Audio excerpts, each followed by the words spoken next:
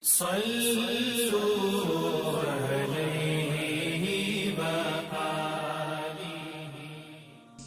عائشہ رضی اللہ تعالی عنہا سے روایت ہے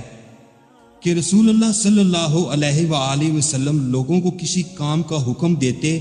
تو وہ ایسا ہی کام ہوتا جس کے کرنے کی لوگوں میں طاقت ہوتی۔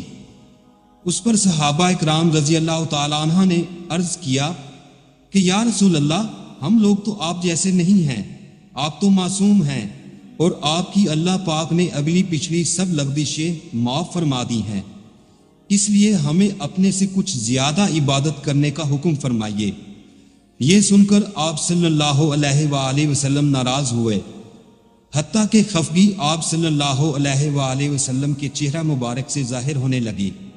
پھر فرمایا کہ بے شک میں تم سے زیادہ اللہ سے ڈرتا ہوں اور تم سب سے زیادہ اسے جانتا ہوں، بس تم مجھ سے بڑھ کر عبادت نہیں کر سکتے۔